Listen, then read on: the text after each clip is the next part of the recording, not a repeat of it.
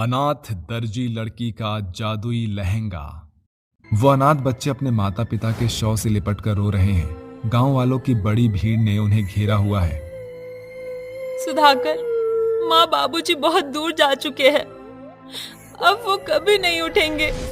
ऐसा कहते हुए नन्ही उषा की आंखें नम हो जाती हैं, जिसके बाद वो अपने माता पिता का दाह संस्कार करके घर आ जाते हैं और सुधाकर कहता है, जीजी, मुझे बहुत जोर से भूख लगी है, कुछ खाने को दो ना। सुधाकर, तू बैठ, मैं कुछ बनाती हूँ। उषा अपने आंसू पोंछकर रसोई घर का रुख करती है और सभी डिब्बे टटोलने लगती है। हे भगवान, अनाज के खत्ते एकदम खाली हो गए हैं। अब मैं अपने भाई की भूख कैसे मिटाऊं? एकाएक उषा को थोड़ा सूखा आटा मिलता है, जिनकी 2 रोटियां बनाकर वो अपने भाई को देते हुए कहती है, आज तो जैसे तैसे रूखी सूखी रोटी से चल गया, मगर कल का क्या? भूख से मचलता हुआ मासूम सुधाकर मन मार कर रोटी खाकर सो जाता है। वहीं बेचारी बहन अन्न की विपन्नता के चलते पानी के घूंट पीकर पेट भर लेती है। उस रात जब सारा गांव नींद के आगोश में होता है, वो गरीब बहन दीवट पर बैठी आंसू बहाते हुए खुद में बुदबुदाते हुए बोलती है, हे भगवान, मुझे राह दिखा और बदी से बचा, ताकि मुझ बहन के रहते मेरे भाई के हाथ कभी भी भीख मांगने को ना उठे। देर रात ताकते हुए उषा ऊँघते हुए नींद के आगोश में समा जाती है।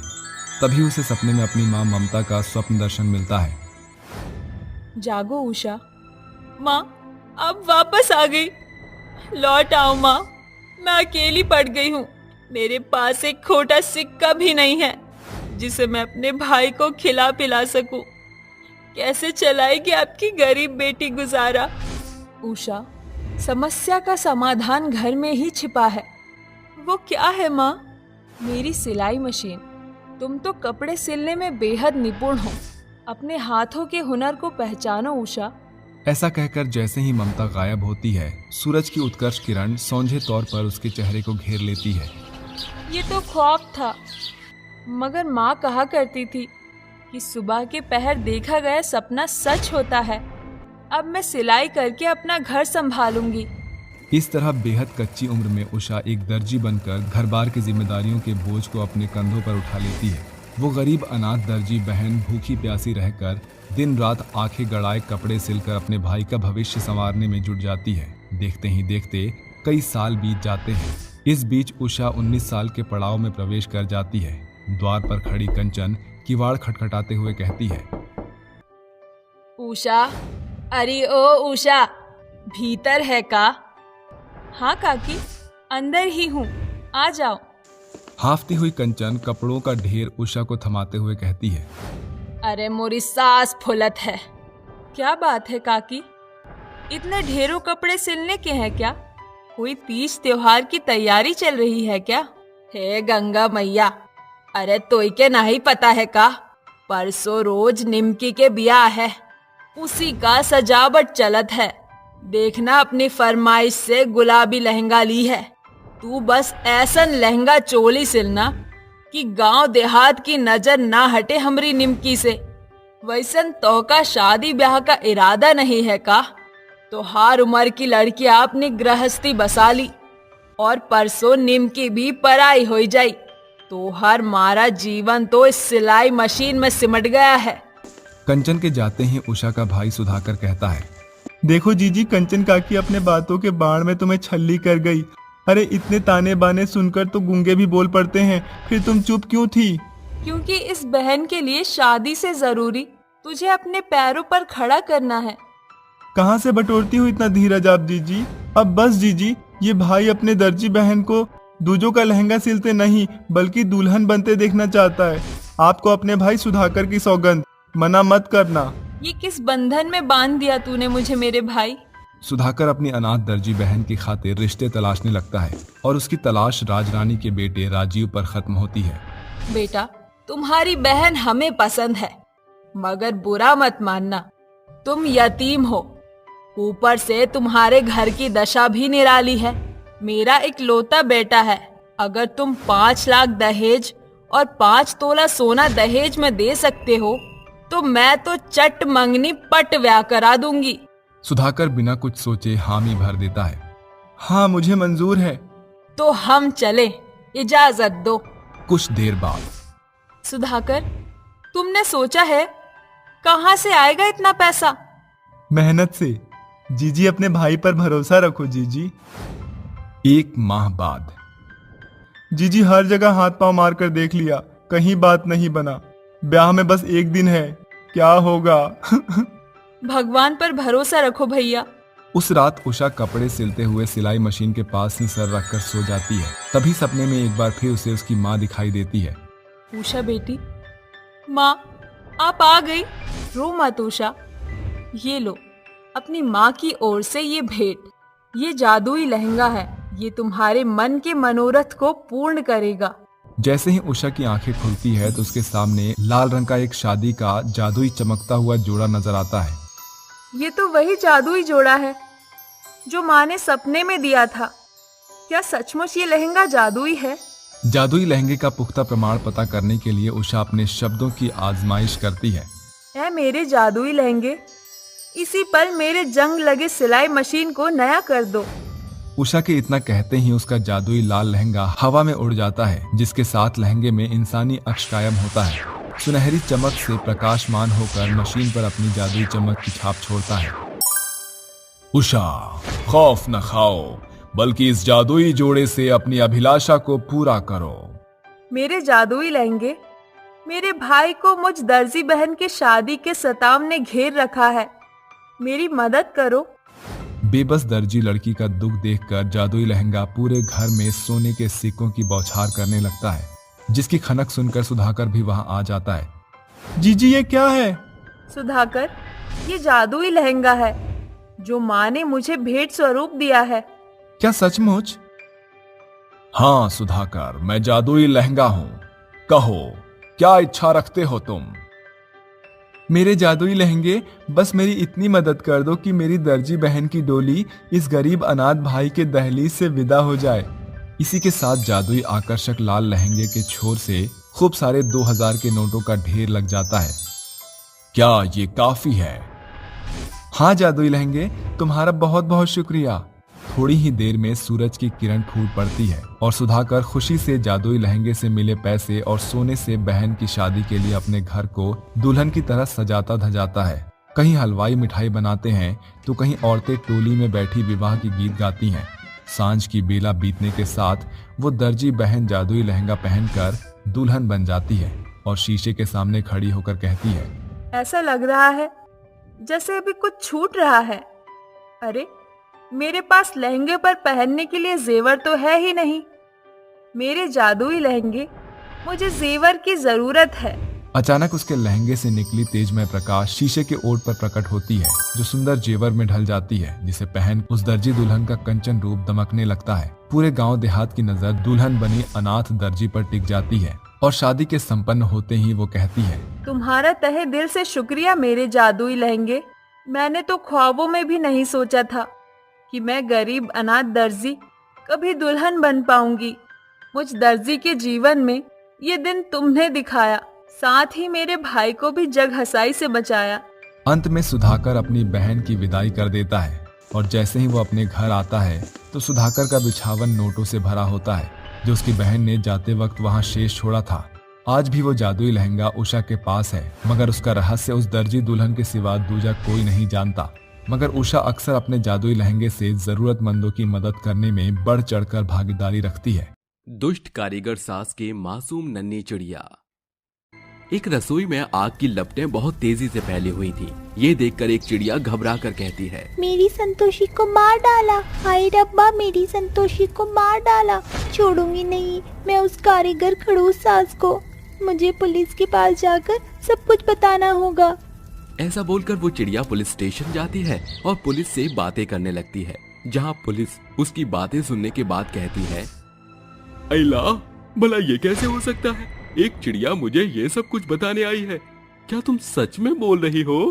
आपको विश्वास नहीं होता तो ये देखिए। ऐसा बोलकर मीठी चिड़िया पुलिस वाले को कुछ दिखाती है, जिससे वो उस पर विश्वास कर लेते हैं। आखिर वो चीज क्या थी और आग की लपटों में कौन जल रहा था और चिड़िया बोल कैसे सकती थी? इन सारे सवालों का जवाब जानने के लिए हमें कहानी में कुछ समय पीछे जाना होगा। जहाँ मीठी चिड़िया बहुत छोटी थी और संतोषी के साथ सालों से रह रही थी। वो बहुत ही गरीब थे और संतोषी के बस पिता थे, माँ पहले ही गुजर चुकी है। एक शाम संतोषी अपनी मीठी चिड़िया के साथ खेल रही थी और उसे पकड़ने की कोशिश करती है, लेकिन वो हाथ में नहीं आती है। अरे अरे मीठी, हम उड़ती ही रहोगी या मेरे पास भी आओगी? नहीं नहीं, मुझे तुम्हें ऐसे परेशान करना अच्छा लगता है जब तुम मुझे पकड़ने के लिए और कूदती हो। अच्छा बेटा, ऐसा है, चुपचाप मेरे पास आ जाओ, वरना मुझे गुस्सा होने में 2 मिनट नहीं लगेगा। अरे अरे, गुस्सा क्यों होती हो? आ रही हूँ। ये हुई ना बात। ये सुनकर मीठी संतोषी के हाथ पर आकर बैठ जाती है तो संतोषी बोलती है, मीठी, तुम मुझे परेशान मत किया करो। तुम जानती हो ना, तुम्हारे अलावा मेरी कोई अच्छी दोस्त नहीं है। अच्छा ठीक है बाबा, सॉरी। अब से तुम्हारे बिल्कुल पास रहूंगी, तुम्हें बिल्कुल अकेला नहीं छोड़ूंगी।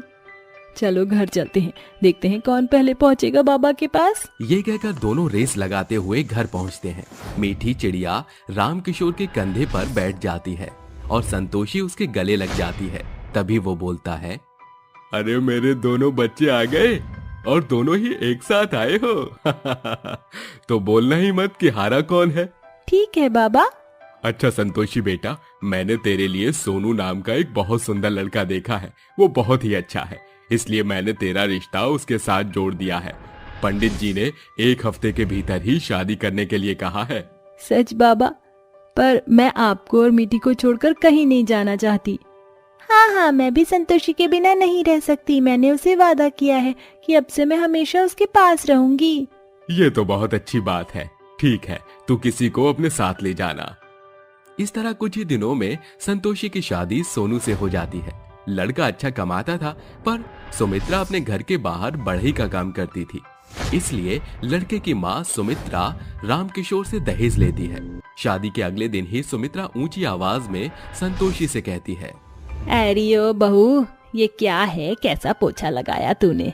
और तेरी चिड़िया रानी पूरे घर में तेरे साथ ही उड़ती क्यों रहती है? इधर से उधर चिड़िया घर बनाकर रख दिया है। वो माँ जी, मैंने अच्छे से लगाया था पोछा, मैं दोबारा लगा देती हूँ। मीठी आपको परेशान नहीं करेगी, वो मेरे साथ रहती है ना, शुरू से उसकी आदत है। आदत है ना तो छुड़वा दे, लत थोड़ी है जो जिंदगी भर के लिए लग चुकी है। अगर इसने कोई काम बिगाड़ा ना तो पिंजरे में बंद करके रख दूंगी। नहीं माँ जी, ऐसा कुछ नहीं होगा, आप ऐसा मत करना प्लीज। मेरी मीठी किसी को परेशान नहीं करती है। वो तो पता ही चल जाएगा, देख सुनते कैसे चीची चीची करने लग गई। ये कहकर सुमित्रा चली जाती है। संतोषी अपनी मीठी चिड़िया को डांट देती है। इसके बावजूद भी जब भी संतोषी बर्तन साफ करती, खाना बनाती या झाड़ू लगाती तो वो हमेशा उसके साथ ही रहती थी। जहाँ जाती थी उसके पीछे पीछे आती थी। वक्त बीतता है, सुमित्रा अपनी बहू को बहुत परेशान करती थी और उसमें दहेज का पैसा बार बार मांगती थी, जो वो 1-2 बार लाकर भी दे देती है। और सुमित्रा बढ़ई का काम कर रही होती थी तो मीठी चिड़िया उसे परेशान करने के लिए उसके इर्द गिर्द मंडरा कर ध्यान भटकाती थी और उसकी लकड़ी के ऊपर अपशिष्ट मल करके चली जाती थी। हे भगवान, इस चिड़िया ने तो मेरी सारी लकड़ियों को खराब कर दिया। अब इसे भी साफ करना पड़ेगा। आज तो मैं इसको पिंजरे में बंद कर ही दूंगी। ऐसा कहकर सुमित्रा नन्ही सी चिड़िया को बंद कर देती है, पर वो जादू ही होती है तो उस पिंजरे से बाहर आकर फिर से उसके सामने मंडराते हुए ची ची ची ची करने लगती है। ऐसे ही एक दिन संतोषी जब खाना बनाकर लाती है तो उसकी सास मुंह बनाकर कहती है, ये कैसा खाना बनाया है? और इस चिड़िया को तू दहेज में लेकर आ गई है, पर मेरे दहेज के पैसे तुझसे अभी तक नहीं निकले। माँ जी, बाबा ने अपने सारे धन दौलत, खेत सब मेरी शादी में लगाकर आपको पहले ही दे दिया है। अब उनके पास कुछ भी नहीं है सिवाय एक खाली झोपड़ी के। पैसे लाकर दे दे, वरना तुझे इस घर से मैं हमेशा के लिए बेघर कर दूंगी। तुझे तेरी चिड़िया, मीठी, कौवा, कबूतर जो भी है ये तेरा। माँ जी, आप ऐसा नहीं कर सकती। मेरी शादी हो गई है, मैं यहीं रहूंगी, मैं कहीं नहीं जाऊंगी। तो पैसे लेकर आ। पूरी जिंदगी मैं लकड़ियां काट कर बढ़ई का काम तो नहीं करूंगी। जानती है ना, तेरा पति मेहनत करके शहर में कमा रहा है, तो यहाँ कुछ तो चाहिए होगा ना पैसा मुझे। जी माँ जी।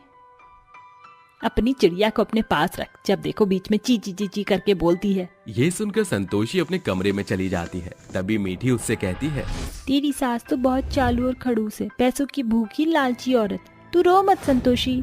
क्या करूं फिर, मैं मीठी जानती है ना, बाबा के पास और पैसे नहीं है और माँ जी मुझसे पैसे ही मांगती रहती है।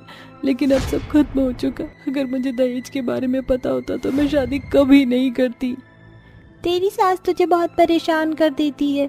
ऐसा कर, तू यहाँ से कहीं चली जा, वरना ये तुझे हमेशा दहेज मांगेगी। नहीं, मैं कहीं नहीं जाऊंगी, अब यही मेरा घर है। ऐसे ही अपने सास का अत्याचार संतोषी सहती रहती है और ये सब नन्ही चिड़िया देखती रहती है। एक दिन सास दहेज न लाने पर कहती है, बस बहुत हुआ, इसने मुझे दहेज लाकर नहीं दिया ना, अब चंद पलों में ये मरने वाली है, फिर मैं दूसरी बहू लेकर आऊंगी। अच्छा, इस खोसट बुढ़िया की इतनी हिम्मत, मुझे संतोषी को बताना होगा। मीठी चिड़िया संतोषी के पास जाती ही है। संतोषी रसोई में जैसे ही गैस ऑन करती है तो एक बड़ा सा धमाका हो जाता है, जिसमें संतोषी मर जाती है और रोकर चिड़िया कहती है, नहीं नहीं, ये नहीं हो सकता। मेरी संतोषी मुझे छोड़कर नहीं जा सकती। हम लोगों ने वादा किया था।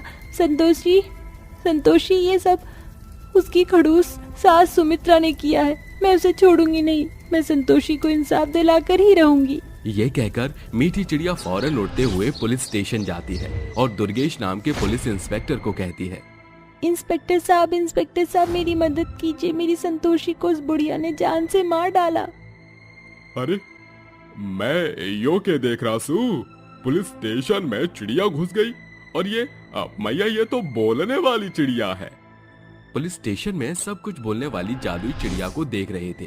तभी परेशान रोती हुई मीठी कहती है, इंस्पेक्टर साहब, ये मजाक का वक्त नहीं है। मेरी जान से प्यारी संतोषी को उसकी सास ने सिलेंडर ब्लास्ट करवा कर मार डाला। आप उसे गिरफ्तार करके मेरी संतोषी को इंसाफ दीजिए। मैं तुम्हारी बातों पर कैसे विश्वास करूं? कोई सबूत भी तो चाहिए ना। मैं जादुई चिड़िया हूँ, मैं आपको सबूत दिखाती हूँ, देखिए। ये कहते ही जादुई चिड़िया की आंखों से एक रोशनी निकलती है, जो दीवार पर सुमित्रा की सारी करतूत को दुर्गेश पुलिस इंस्पेक्टर के सामने रख देती है। अरे, तुम तो बिल्कुल सच कह रही हो। ये तो उस सुमित्रा का ही किया धरा है। कांस्टेबल, गाड़ी निकालो, बुढ़िया को जेल में डालना है। ये कहकर पुलिस सुमित्रा के पास पहुंचती है और उसे हथकड़ी लगा देती है। तभी वो बोलती है, अरे अरे पुलिस जी, आप ये क्या कर रही हैं? आपने मुझे क्यों पकड़ा है? अरे, तेरी काली करतूत हम जानते हैं सुमित्रा। कैसे तूने अपने बहू को सिलेंडर के ब्लास्ट में खाना बनवाने के नाम से मार डाला, और तू फिर से अपने बेटे की शादी करेगी दहेज के लिए? तुझे पता नहीं है दहेज लेना कितना बड़ा जुर्म है। अब उम्र भर जेल में चक्की पीसती रहना। शुक्रिया इंस्पेक्टर साहब, जो आपने मेरी बातों पर विश्वास करके मेरी संतोषी को इंसाफ दिलाया। तुम्हारी जैसी नेक दिल वाली चिड़िया भी आजकल बहुत कम होती हैं। उसके लिए शुक्रिया। इस तरह से पुलिस उसे ले जाती है और चिड़िया उड़कर रामकिशोर के पास चली जाती है।